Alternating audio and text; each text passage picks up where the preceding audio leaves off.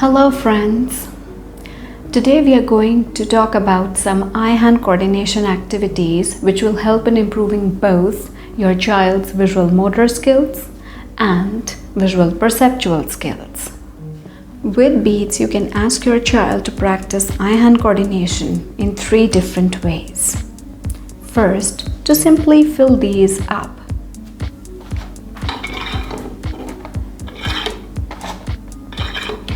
The 2 very important skills that are working over here is with one hand there is stabilization and with other hand there is working.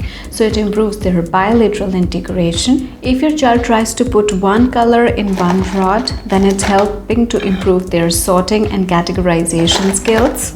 Secondly, you can also work on their bilateral integration in the form of asking your child to do it simultaneously with both hands.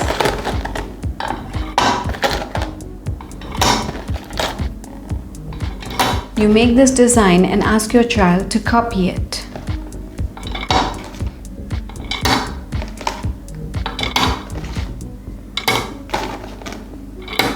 And allow self-correction.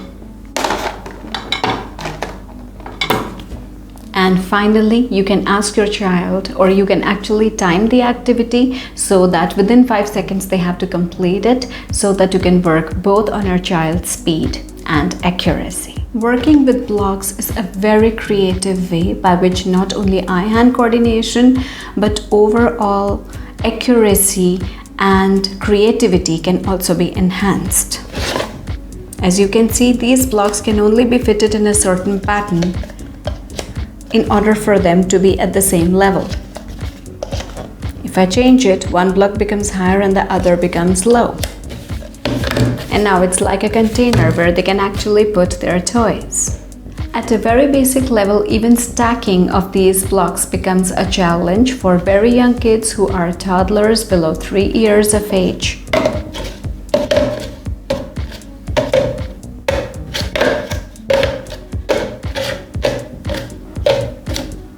You increase the number of blocks as it goes.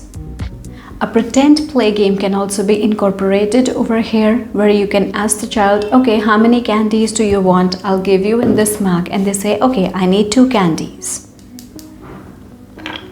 So if they try to balance it and put 1 candy at a time, your 2 candies are right here.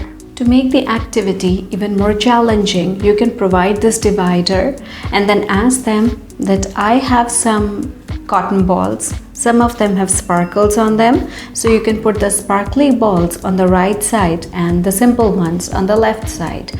So with this, your child develops right-left discrimination, your child develops fine motor skills and even a good eye-hand coordination, and they also learn the concept of sorting.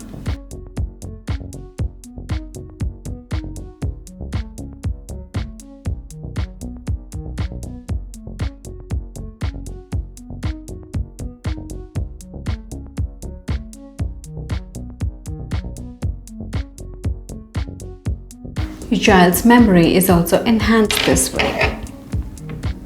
This can also be converted into a sorting activity where I have a green bar, a yellow bar, a purple bar and a red bar, and I'm supposed to put the same colored cotton balls behind it. So this helps in not only sorting but also matching colors, so a matching activity and a memory to remember where I'm supposed to put what.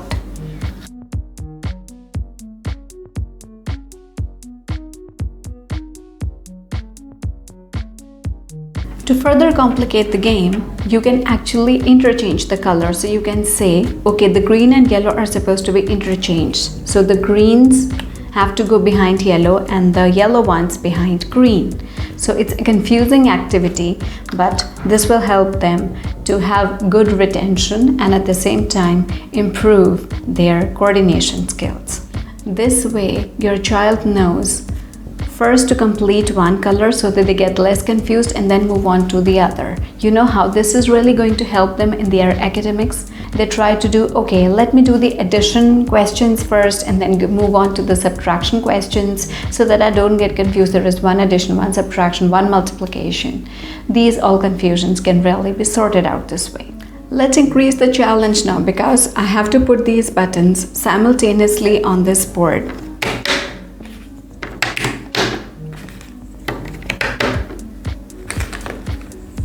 And then I have to make sure my left hand always has the blue ones and my right hand always puts the green ones. This activity could be made more challenging, that it's blue and green.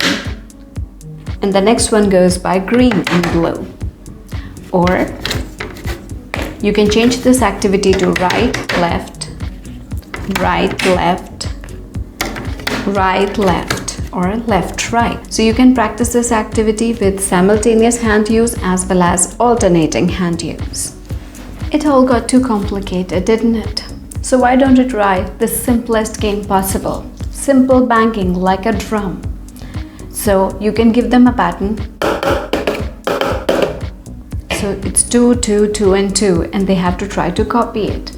So these kind of games are also available in general where you have a pattern is shown in lights and the child gets interested in the try to copy the pattern in light. So it could be red, yellow, green, blue and then they have to try to press in the same order. Other kinds of eye-hand coordination games that you can make your child practice include riding a bicycle even, doing jigsaw puzzles, as I always say my favorite. Then trying to help them make mazes because in that the eye actually has to follow where the route is going and that exactly is the base of eye-hand coordination. If your child likes to engage in any kind of sport activities like badminton, tennis or they like to skate, all of these are going to eventually improve their eye-hand coordination. And I always emphasize, try to engage your child in some kind of chore activities where okay, can you balance these 5 plates and hold the bottom one and take it to the kitchen without dropping it? An important message, do not ever discourage your child if they want to water the plants one day. That also requires eye-hand coordination because they have to water each and every plant individually and they will have to keep a track whether they have actually watered all the plants.